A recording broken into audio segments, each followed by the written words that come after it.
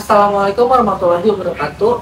Hai guys, kita dari kelompok 2 akan membawakan podcast yang berjudul Relevansi Hukum Islam pada Transaksi Online dalam Pandangan Gen Z. Nah, untuk para sumber kita itu ada Dina, Khalil, dan juga Nisa. Lalu selaku moderator kita pada podcast kali ini yaitu ada Bapak Abdillah Sani. Tanpa lama-lama lagi, mari kita saksikan podcastnya sekarang. Assalamualaikum warahmatullahi wabarakatuh. Waalaikumsalam warahmatullahi wabarakatuh.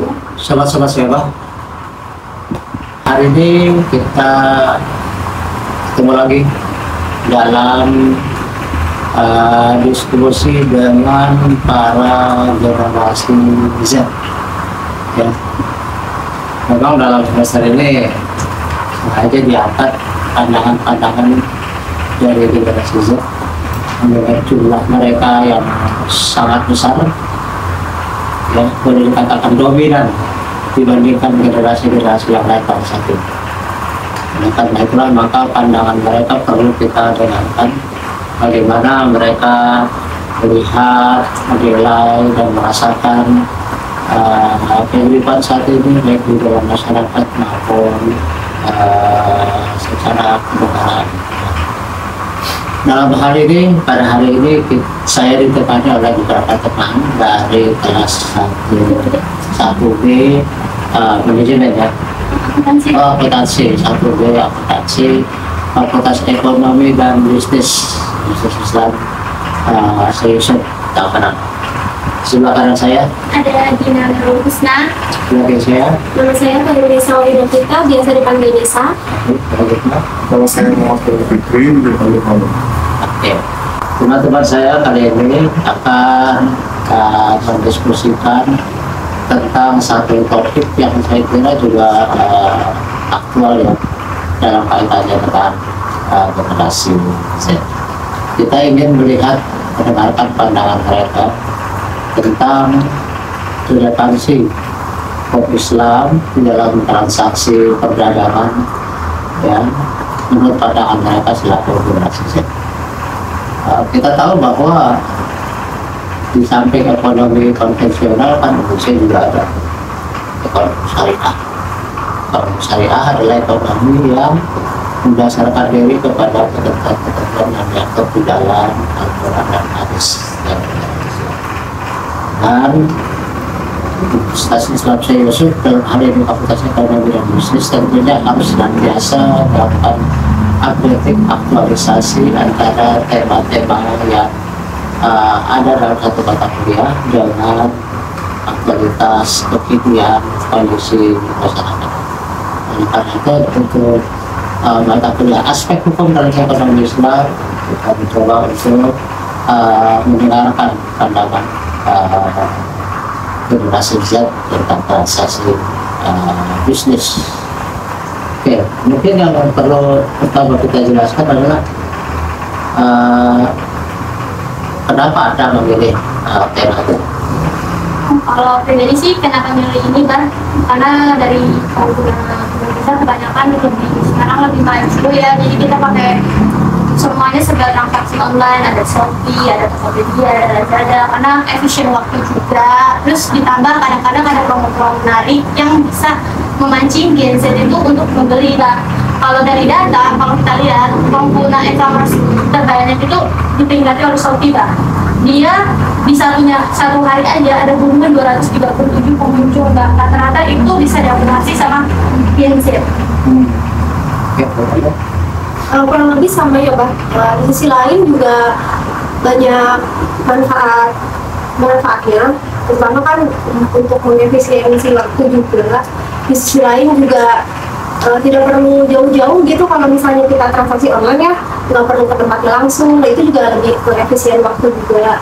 Terus kalau dampak dari negatifnya di sisi lain, kalau misalnya kita transaksi online kan kita juga nggak bisa melihat barangnya langsung gitu ya Pak, seperti apa, mungkin dari segi ukuran, mungkin dari segi warna juga kita kurang bisa memastikan seperti itu. Transaksi online saat ini kalau menurut penglihatan Gen Z apa aja sih selain dalam arti jual beli transaksi apa lagi? transaksi online ini bisa berupa kayak sekarang ada NFT kayak penjualan foto-foto itu buat foto-foto online. Terus ada juga kayak booking mbak, kayak membersihkan ruangan, kita bisa transaksi online juga kayak jasa. Jadi nggak buka barang aja sih sebenarnya mbak. Udah mulai maju sekarang. Kayak ada ojek online, city food, terus beli makan-makan online juga. Di lain selain itu juga kita kayak kalau ada transaksi ini online ini maksudnya itu kalau dari pandangan kita mahasiswa juga membantu membuka lapangan kerja kan sebenarnya. Jadi mengurangi pengangguran juga sebenarnya. Jadi kita mengangkat topik ini juga. Oke, dalam transaksi online juga seringkali yang kita lakukan itu adalah pengaruhnya terhadap transaksi yang fisikal. Misalnya gara-gara maraknya transaksi online ini maka banyak atau sepi ya. Mungkin ada. Kemudian tanah abang juga tahu makin sepi. Benar nggak itu ada korelasi, ada hubungan? Iya benar bisa. Cuman kan lebih ini kan karena kita mengikuti perkembangan zaman, nggak mungkin kita stuck di situ aja kan. Jadi ada masukan juga mungkin untuk teman-teman yang lihat kalau menurut kita dari mahasiswa mungkin kita bisa terjun secara mahasiswa untuk kayak mengedukasi para pedagang di Tanah Abang untuk bisa beralih ke e-commerce, transaksi online biar persaingannya tuh rata. Kan kalau sekarang kan kalau kita lihat di Bang masih banyak yang pedagangnya yang masih udah tutup, terus maksudnya usianya juga sudah masuk tua gitu. Jadi kurangnya edukasi sebenarnya sih Bang. Kalau misalkan kalau dari mahasiswa kita ngusulin kayak terjun langsung ke Tanah Abang, kita edukasi supaya persaingannya netral dan sama-sama untung sebenarnya. Kalau dari segi pemerintah mungkin bisa kayak untuk mengurangi pengangguran. Kalau di Cina itu ini Bang, pemerintah itu menyokong para penjual, jadi kayak masih modal Bang supaya mengurangi si pengangguran itu. Jadi kayak sekarang kan banyak tuh jasa kan, kalau baju-baju murah itu kan kita dapat dari ekspor Cina kan. Itu sebenarnya kalau kita terus impor itu sebenarnya kalau kita terus sering itu dari pemerintah Cina sendiri untuk mendukung UMKM-nya dia di situ, mengurangi pengangguran. Oke, pada satu sisi ya seperti itu. Pada sisi lain, andai kata diedukasi, berarti kan mereka tak perlu lagi sewa tempat di Tanah Abang, rumah.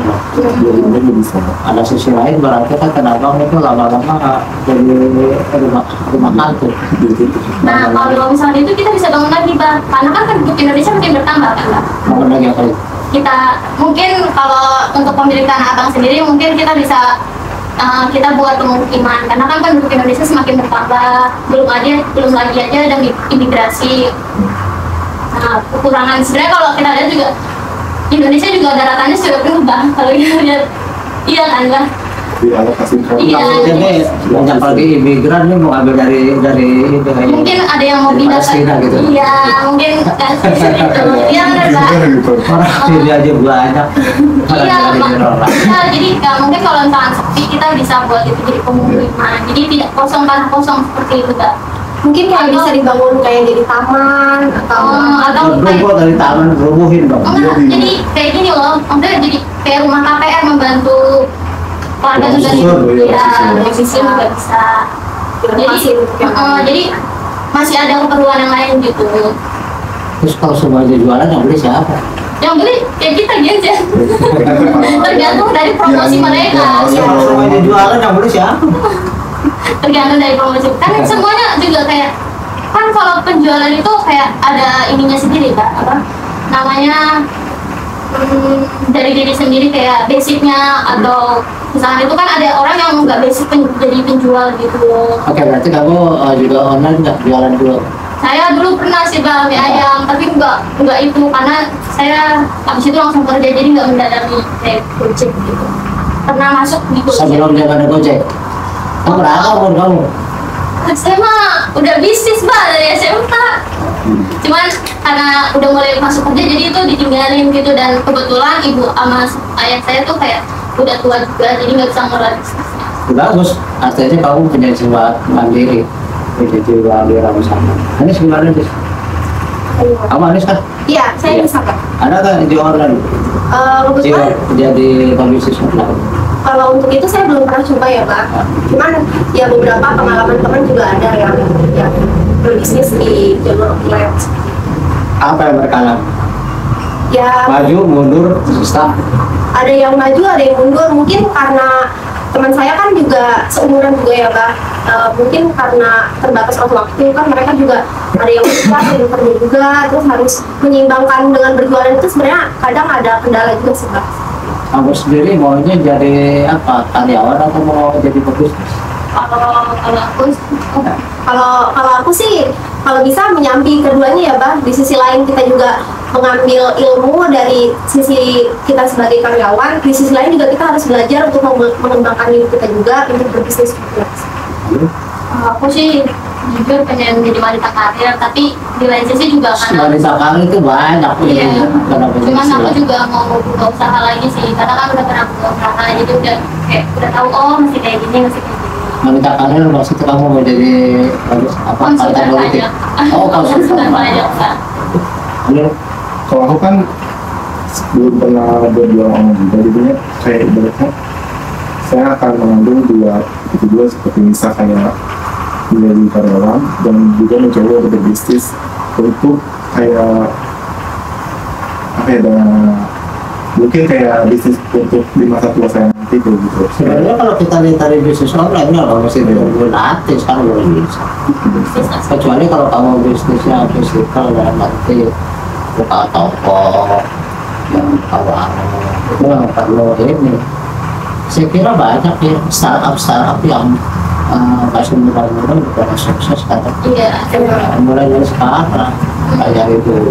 Apa yang kamu pelajari dari bisnis online? Apa yang bisa kamu lakukan sekarang? Iya, kayak online itu lebih simpel sih Bang, kayak saran masuk kita terima, udah uangnya datang sendiri gitu loh, tanpa nunggu pembelinya. Malah kalau biasanya kalau penjual di lapak dagang lima kan kita nunggu pembeli, tapi kalau kita memakai jasa online, pembeli yang nyari kita. Nah itu keuntungannya dari si transaksi online ini. Ditambah lagi tidak perlu syarat lengkap. Betul. Paling beli pulsa. Satu kota. Terus kemudian juga untuk online.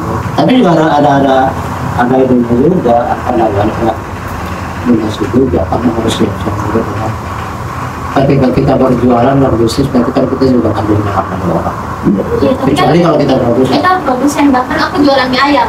Oh, Jadi kita produksi sendiri mengambil dari orang. ya. Nah, kalau produsen nggak beda. Tapi kalau misalnya kita ambil dari orang, ada kemungkinan kuat juga ya. Itu harus kita waspada. Terus apa? Kira-kira di sini ada apa sekarang yang diangkat untuk di aspek online gadget? Kalau Gen Z sendiri, kalau menurut aku karena sekarang rata-rata umurnya SMP sampai SMA yang sudah megang HP ya terutama itu lebih tertarik dengan ada namanya idol K-pop. Dia berburu merchandise semua dikumpulin gitu, kayak ada photocard, terus ada albumnya, lightsticknya, itu dia ngincar semua itu. Masih dok banyak yang pasti belum tahu. Iya, udah sih. Saya aja belum tahu. Oh, jadi kan rata-rata kan pemegang HP itu kalau kita akumulasi SMP sampai SMA nih, atau sampai sekarang, sampai ya. Cuman karena sekarang kan lagi booming idol K-pop, pasti juga udah, kalau teman-teman di radio itu pasti ada yang ngincernya nih photocard dulu harganya mahal Bang kalau dijual Bang, kalau yang ini Kalau mereka kayak foto-foto doang Bang, foto kayak card yang ada, kalau itu kan kartu kayak, tapi kayak Polaroid juga itu nanti kalau kita jual bisa jutaan juga dapet. Itu foto asli. Foto asli, Asli dari mana? dari kita beli albumnya, kan idol itu kayak penyanyi Bang, jadi ada kaset gitu, ada itu. Nah itu isi albumnya ada kaset, ada photocard. Terus kalau beruntung kita menang event, kita bisa kayak video callan sama idol yang kita favoritin gitu. Mereka tuh ya kita ngincer itu sebenarnya kalau dari sekarang. Tapi berapa sih kemungkinan menang? Berapa persen? Kemungkinan menang nggak bisa 100%, bahkan 50% nggak ada, paling 20%. Tapi mereka masih tertarik itu, bahkan Ada kasus yang menang. ada dengan dia membeli ini yang sih suka BTS kayak rumornya ya, aku nggak tahu bener atau enggak, tapi rumornya itu dia beli 1000 album lah buat menangin itu doang. Kan diundi gitu. Iya. 1000 albumnya ini berapa? Satu albumnya tuh bisa 1 jutaan lewat. 1000 berarti 1 miliar dong. Iya, ada yang memang mengusahakan segitunya, Bang. Hasilnya itu untuk orang atas. Iya. Orang Kita ada. nggak mungkin. Nggak mungkin kita beli satu aja lah ya. Kuota maksudnya. Tapi dapatnya berapa? Apanya? Akhirnya dapatnya berapa? Satu kali ketemu doang. Satu kali ketemu itu Oh, juga. berarti kan buat hadiah. Oh, kalau itu nggak tahu, Bang. Kalau itu kan dia kita cuma membaca rumor sama berita-berita yang ada doang. Ini dari dia pun itu orang tuanya. Nah, kalau itu kita kurang tahu, kan kita nggak kenal kan. Iya. Kamu punya albumnya? Aku kebetulan bukan dari golongan K-pop, Kak. Apa kamu? Aku Golongan apa? ya Indonesia aja sih, Bah. Kalau idol K-pop kan itu Korea ya, bukan Iya. Sekarang yang lagi ini apa sih? Terkait dengan transaksi Korea atau Thailand atau kalau saya bisa Thailand kata Korea. Korea tuh saya lihat kayak ini kayak Barbie, halus-halus banget, kecil-kecil banget gitu. Ya, Kalau sekarang itu apa film? Apa Ya, gitu? lebih ke film ya kalau ya sama lah. Kalau musik mah sama dulu saya nggak ngerti. Iya mau Korea mau Thailand sama bahasanya saya nggak ngerti. Kalau saya lebih ke Korea, China, sama Thailand. Kalau Itu aku lebih ke sama. Korea sama Cina. Kalau Thailand itu kurang lebih sama kamu. Perbedaannya kalau pakai jilbab gitu aja. Iya. Kurang lebih orang sama. Saya kan pada sana. Pernah melihat juga langsung Thailand seperti apa. Korea saya belum. Jepang saya pernah datang. Saya ke sana. Baru dibilang nggak ada kan yang nongkrong pinggir jalan, main gitar, ngopi, nggak ada. Anytime sepi-sepi aja. Banyak rumah kecil-kecil. Ya, jadi kalau kita kan di mana-mana banyak anak-anak muda nongkrong. Iya, Pak. Ngobrol. Ya, kalau nggak ngopi, kalau nggak main gitar rame-rame, jangan lagi siang, malam pun banyak. Apalagi malam, Iya, sampai pagi malam. Apa namanya, memang menurut Jepang itu kita punya satu skill ya kalau dan di Jepang itu bersiul aja kalau kamu bersiulnya nggak umum, kalau itu bagus, ada sertifikasi. Saya pernah di sana itu apa ketika ikut seminar gitu. Tapi saya ngaku kalau bilang salah kata saya ngaku. Saya ambil kata, saya ambil pulpen, yang lagi ngomong saya lukis. Dilihatin aja gitu ya. Begitu selesai saya kasih. Oh, kapan kamu begini? Tadi, habis saya kantor semua. Ini kalau di Jepang kamu dapat sertifikasi. Kalau seperti ini dapat sertifikasi. Dan sertifikasi itu dihargai. Jadi semua jenis keahlian itu kalau di Jepang itu dihargai. Di sertifikasi kalau kita kan. Ya kan. Saya lagi nyari-nyari itu di online. Kursus lukis. Ya online. Tempat film dan Iya. Iya. jalan-jalan. Tapi khusus untuk ini bikin wajah. Saya kan lebih bisa tuh kalau pakai foto. Saya maunya saya memperlihatkan dia ini. Oh iya. Oh, Kan ada modelnya langsung. Iya, saya itu nanti saya nongkrong di pasar baru. Jangan dikirain loh, jangan dikira remeh loh. Itu berhasil juga itu. Apalagi kalau orang-orang yang katakan dekat CEO jangan dekat kerja. Dia 1000-2000 jadi berharga kan itu. Jadi ada teman saya pensiun orang milih apa kursus dia kursus pijat. Satu hari dia bilang minimal 5 kali satu orang 100 lah. 500 kalau misalnya dia katakan satu minggu doang gitu. Tapi mungkin juga bukan satu minggu karena satu minggu biasanya orang paling capek ya. iya. Mungkin malah satu sendiri bisa dapat 10. Justru lebih besar daripada dia kerja. Ya kan? Terus ada juga teman saya yang lain malah dia sengaja berpikir demi supaya jadi ini untuk kita juga nih. Terus jangan kita gengsi. Kalau kita gengsi itu laras kita Iya, betul. laras dulu. kamu jualan mie ayam bagus, kamu dengan lantang bilang saya jualan mie ayam, jangan ragu-ragu. Iya bang, kan itu usaha sendiri halal bang. Iya, dan kemudian justru itu kesempatan kamu untuk mempromosikan. Jadi sih, ya. Yang jualan, kan saya kerja. Oh, mana gede kerja nggak jualan mie ayam? Kalau misalkan klien, kadang kan sepi, kadang enggak kan. Kan belum pakai online. Udah pakai online, karena kan kalah saing sama yang udah punya brand juga. Nah itu negatifnya kalau dari online. Kayak udah ada misalkan kayak apa namanya, terus dia udah bintang 5 kalau Berarti kamu harus mikirin strateginya Iya, dan nah, pasar-pasarnya. Karena apa? strateginya. Kamu lihat di pasar itu tukang sayur buat, Iya. tukang sayur banyak sama-sama jualan kangkung, sama-sama jualan kesnya. Tapi pada hidup aja tuh. Maksudnya laku-laku terus kan? Iya. Ya berarti kita kalau target itu cuma barangkali yang harus seperti itu kan. How to penetrate the market, targetingnya harus Target tepat. market. Nah, ini strategi market kamu apa? Iya.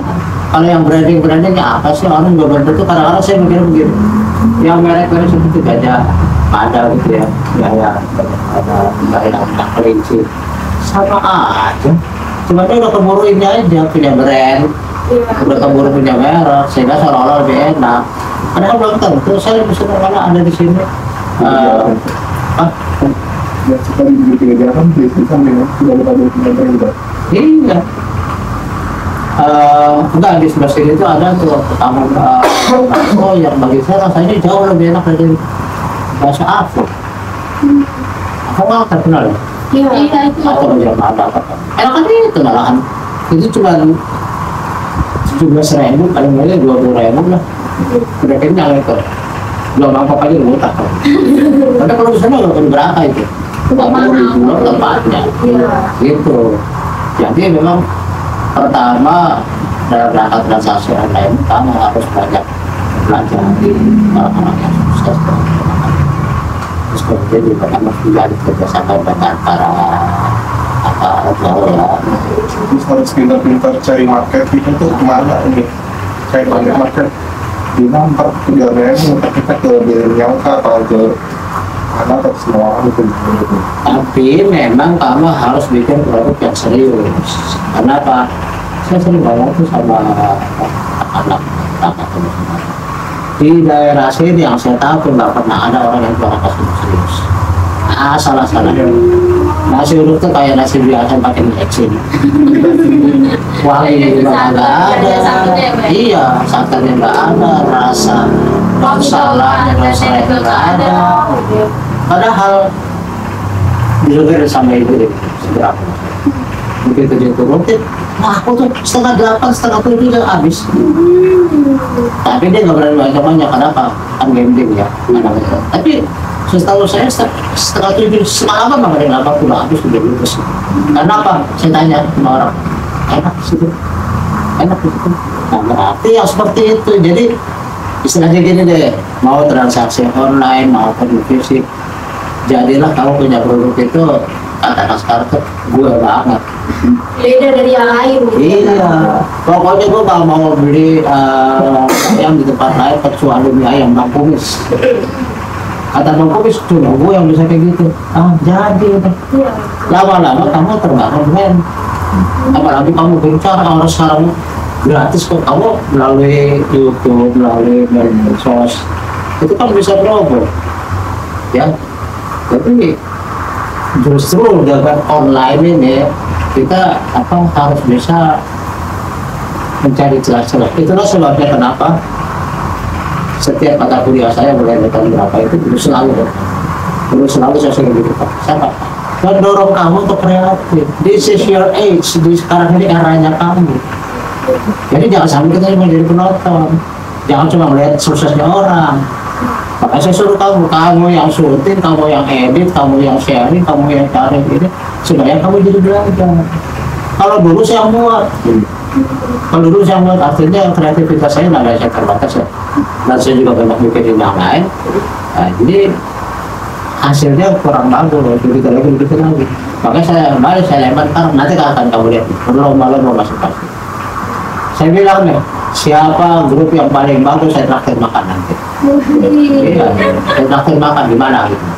Tapi perlihatkan, bukan soal makan, kamu bisa makan aja. Tapi bahwa you are the best among the others itu udah suatu kebanggaan, sehingga itu akan menjadi pelajaran bagi kamu. Berarti secara pribadi saya kan bisa, gitu. Siapa tahu nanti kamu juga jadi partner bisnis besar, nanti kamu punya satu punya pengalaman yang perlu kamu perhatikan barangkali adalah how to make the best meal. Bagaimana membuat menu yang kalau tentu yang terbaik. Caranya apa ya, nikmatin aja, coba-coba itu semua. Oh kalau ayam ada begini, oh kalau ada kelinci begini, oh kalau ayam seimbang kumis gini. Ambil positif-positifnya dari semua itu. Terus di trial and error sih, itu sambil di trial and error. Caranya ya mungkin kamu, teman-teman kamu bikin aja sedikit-sedikit kita pendapat itu kan cobain. Ya coba. Testimoni gitu ya. Memang testimoni itu pasti betul. Tapi dari situ sambil kamu ngerti IT, kamu punya bahan. Saya yakin lebih gede daripada kamu kerja. Iya sih Kak. Kenapa kalau kamu kerja kamu selamanya akan jadi karyawan? Saya mau buka konsultan pajak Pak. Nggak artinya kalau kamu negara. Saya mau yang punya. Iya bagus itu. Selain konsultan pajak, kamu juga bisa buat usaha. Kurang usahanya kamu serahkan ke yang lain, kamu jadi konsultannya kan bisa. Gitu. Oke, ada bakat nih. Sekian tahun lagi saya tanya mana sih. Kamu juga begitu yang lain. Ya. Apa yang saya pelajari sebelum anak-anak itu nggak lebih dari apa yang satu. Kalau kuliah sama saya harus di depan rumah. Kenapa? Anak muda harus tampil. Itu maksudnya. Kedua, saya pengen orang banyak. Kenapa? Itu berlatih. Berani, mau. Seperti ini juga berlatih dari kamu. Mungkin kalau nggak ada ginian, kamu tuh buktinya pintar ngomong. Yang tadinya, jangan nggak ada cerita. Nggak ada, saya nggak ada nolong. Saya paksa. Saya bilang saya jorokin di sana. Saya jorokin betul. Tapi kelamaan, kan begitu. Kalau ketemu kelas lagi gitu, maka udah beda lagi. Saya udah bicara caranya ke kelas semester 4. Tapi tak saya cerita step. Oke, saya pikir kita juga nggak perlu terlalu panjang-panjang kalau banyak. Pandangan kamu tentang prospek bisnis online di masa depan, tapi dilihat dari kendalanya, kira-kira seperti apa? Biasanya di masa depan karena soalnya akan semakin maju sudah kayak kebanyakan sekarang mungkin pada bulan sibuk ini mungkin nggak ada waktu untuk belanja langsung ke tempatnya seperti ke tempat namanya kan tidak mungkin seluruh Indonesia pusatnya kan ada. Jadi pada keuangan mungkin di tahun depan akan makin maju lagi dan para pedagang di Tangerang itu dikasih edukasi untuk melakukan perdagangan online biarin bapak gitu kan, biarin dia tidak merasa tersaingi oleh pedagang online yang lainnya gitu. Lebih Bisa? Kurang lebih sama ya Bang. Mungkin kita bisa mengedukasi atau memberikan informasi keuntungan dan kekurangan itu apa aja sih gitu. Di sisi lain kan juga sebagai pedagang gitu ya kan harus mengikuti perkembangan zaman ya Kak. Kalau misalnya memang dia stuck di situ-situ aja dengan kemampuan dia yang hanya berjualan di tempat itu kan dia nggak bisa maju juga Kak. Jadi harus belajar untuk memahami pasar, memahami perkembangan teknologi supaya pendapatan yang dia dapatkan juga bisa lebih tinggi lagi. Kan kalau misalkan mau usaha bisa udah keuntungannya. Kalau aku mau kendalanya, mungkin saat podcast ini banyak yang dengar mungkin berpikir untuk memulai bisnis online, tapi untuk kendalanya sendiri lebih banyak persaingan lagi Pak, pasti. Dan lama-lama juga ada yang bawa makin mundur jatuhnya. Nah itu yang kita takutin sebenarnya. Kalau dari pedagang online sendiri kan, karena podcast ini terus ada edukasi di Tanah Abang juga, jadi mungkin bagi pembisnis online kendalanya mungkin adalah itu Pak, persaingannya lebih ketat, terus marketing yang makin ada curi-curi gitu, mencuri sama mencuri, iya gitu. Oke, satu pertanyaan yang sering saya tanyakan kepada siapapun mahasiswa saya maupun terkait yang saya lakukan. Ketika kita mau melakukan sesuatu itu saya tanya, Bisa tapi sulit atau sulit tapi bisa? Kalau aku lebih sulit tapi bisa karena aku punya prinsip weekend. Sulit tapi bisa. Itu sulit tapi bisa. Sulit tapi bisa. Iya, sulit tapi bisa. Asal ada usaha pasti akan ada. Usaha juga tidak akan maksimal juga. Sulit apapun, kalau kita jalannya enjoy, pasti akan tercapai itu tujuan kita. Jangan salah. 95% dari yang saya tanya itu jawabannya sulit tapi bisa. Berarti orang Indonesia itu ketika menghadapi sesuatu selalu terbentur pada kesulitan. Berarti dia pesimis dulu. Padahal kalau bisa tapi sulit berarti optimis dulu. Optimis walaupun kesulitan juga pasti muncul. Tapi karena bisa yang jadi patokan berarti dia. Kamu masuk ke ruangan ini gelap. Kamu belum pernah masuk ke sini, terus kamu udah ketakutan duluan, kira-kira belum masuk? Ragu. Kenapa? Karena kamu mulai lebih sulit. Maka kamu jadi mikir, jangan juga. Tapi kalau kamu mikirnya optimis, Allah berdoa apa disuruh? Kalau setan bodo amat. Berani aja itu. Mentalitas kita itu yang paling penting. Itulah sebabnya saya udah 23 tahun jalan gini ya, nggak ada masalah, nggak ada takut-takut.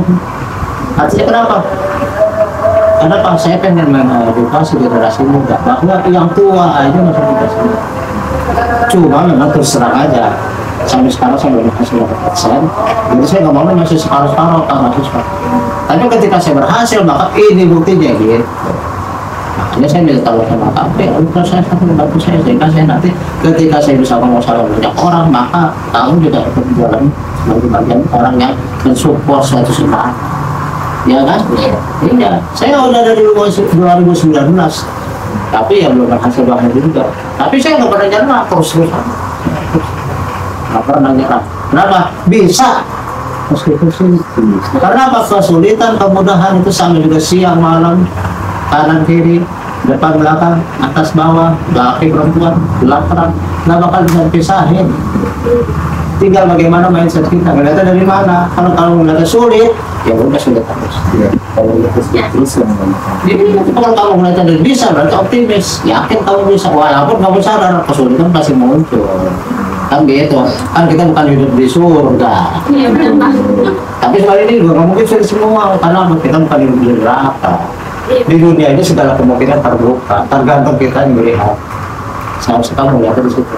Ngapain siapa? Kebanding dosen-dosen itu masalah. Iya. Tapi saya juga mengedukasi teman, mengedukasi semua. Oke, saya kira gitu teman-teman sekalian ya. Hal itu bisa kita diskusikan pada hari ini mengenai rapatnya, mengistilahkan cara kita semua tentang apa yang kita bicarakan yaitu transaksi lain di mata Gen Z ya. Mudah-mudahan ada manfaatnya. Saya akhiri wabillahi taufiq wal hidayah. Assalamualaikum warahmatullahi wabarakatuh. Oke guys, sekian podcast dari kelompok kami. Semoga bermanfaat ya bagi teman-teman. Dan jangan lupa like, comment, share, dan subscribe ya channel Siaba. Sampai jumpa lagi. Wassalamualaikum warahmatullahi wabarakatuh.